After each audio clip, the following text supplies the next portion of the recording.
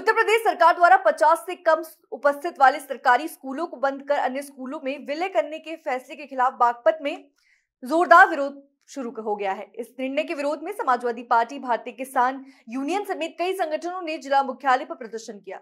भारतीय किसान यूनियन के जिला अध्यक्ष प्रताप गुर्जर ने धरना स्थल से बड़ा बयान देते हुए कहा, जब तक स्कूलों के ताले नहीं खोलेंगे तब तक बीएसए ऑफिस पर भी ताला लगाया जाएगा।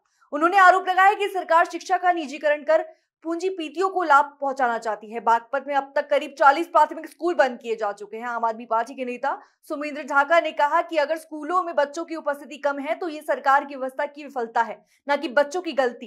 प्रदर्शनकारियों ने चेतावनी दी, यदि 15 अगस्त तक स्कूल दोबारा नहीं खोले गए तो बागपत में महापंचायत कर सरकार के फैसले के खिलाफ व्यापक आंदोलन छोड़ा जाएगा और इसी के साथ आंदोलन की शुरुआत यहीं से होगी। स्कूल मर्जर को लेकर धरना प्रदर्शन किया जा रहा है, कैसे देख रहे हैं आप? ये बहुत गलत हो रहा है। इससे जो ग्रामीण क्षेत्रों में जो पढ़ाई का स्तर बहुत गिर जाएगा, क्योंकि हर कोई पब्लिक स्कूलों में नहीं पढ़ा सकता। उनकी फीस 1500 रुपये महीना से किसी की भी कम नहीं है नर्सरी में, और 1500 रुपये महीना किसान और मजदूर दे नहीं सकता। एक तरफ तो सरकार कह रही है कि जो भाई हम गरीबों की मदद करें, 80 करोड़ लोगों को अनाज मुफ्त दे रहे हैं। दूसरी तरफ जो मुफ्त शिक्षा मिलने का अधिकार है उसे खत्म किया जा रहा है। जो अपने प्राइमरी स्कूल है उनका विलय किया जा रहा है।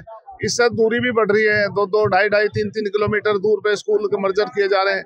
इससे जो छात्राओं को जाने में बहुत दिक्कत होगी। बेटी बचाओ इस कार्य से बेटी पढ़ाओ और बेटी बचाओ का कार्य भी प्रभावित होगा, बल्कि ध्वस्त होगा, और गरीब और मजदूर के बच्चे पढ़ नहीं पाएंगे, वो शिक्षा से वंचित हो जाएंगे। ये बहुत बड़ी साजिश है, पूंजीपतियों के पक्ष में काम किया जा रहा है। जब शिक्षा ही नहीं होगी तो अधिकार नहीं जानेंगे लोग, अधिकार नहीं जानेंगे तो सरकार के खिलाफ कोई बोलने का नहीं। ये बहुत ही गलत हो रहा है। हम इसमें सभी लोग, सभी संगठन दलगत नीति से ऊपर उठ के इसके साथ हैं और ये मर्जर के खिलाफ है। स्कूलों का विलय नहीं होना चाहिए, और अगर सरकार होश में नहीं आती है तो यहाँ बीएसए के ऑफिस पर ताला लगा दिया जाएगा। बागपत से इसकी शुरुआत होगी पूरे पश्चिम उत्तर प्रदेश में और फिर देश में। यूपी सरकार द्वारा जो है एक निर्णय पारित किया गया था कि 50 से कम विद्यार्थियों वाले जो प्राथमिक विद्यालय उनको बंद कर दिया जाएगा। हम पहले दिन से इस नीति का विरोध कर रहे हैं, क्योंकि यदि 50 से कम विद्यार्थी हैं तो वो सरकार की फेलियर है, सरकार की असफलता है।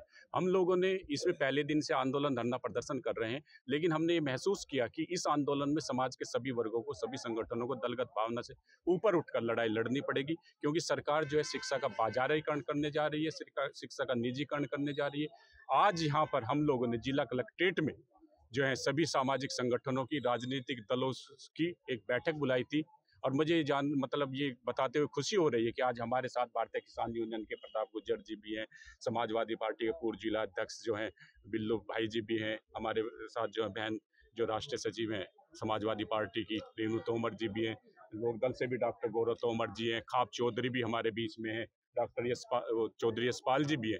तो समाज के सभी वर्गों ने एक प्रकार से ये यहाँ तय किया है कि हम लोग अपने स्कूलों को बचाने के लिए किसी भी हद तक इस मूवमेंट को जन आंदोलन बनाने के लिए तैयार है। जैसा कि प्रताप गुर्जर जी ने, भारतीय किसान यूनियन के अध्यक्ष जी ने कहा है कि यदि हमारी बात नहीं मानी गई तो हम लोग जो है बीएसए के दफ्तर में ताला लगाने का काम करेंगे। और आज हम लोगों ने अभी ये तय पाया है यहाँ कि 15 अगस्त के बाद, अभी 15 अगस्त तक हम लोग जो है जिलाधिकारी महोदय को समय दे रहे हैं कि वो इन स्कूलों को खोल दे। यदि 15 अगस्त तक नहीं खोलती तो 15 अगस्त के बाद इसी जिला कलेक्ट्रेट में हम लोग एक महापंचायत बुलाएंगे, और उसमें स्कूलों की लड़ाई लड़ने वाले प्रत्येक सांसद को, प्रत्येक विधायक को हम लोग बुलाएंगे। हम आदरणीय राकेश टिकैत जी को बुलाएंगे, संजय सिंह जी को बुलाएंगे, राजकुमार सांगवान जी को बुलाएंगे, दलगत भावना से ऊपर उठकर हर किसी को बुलाएंगे।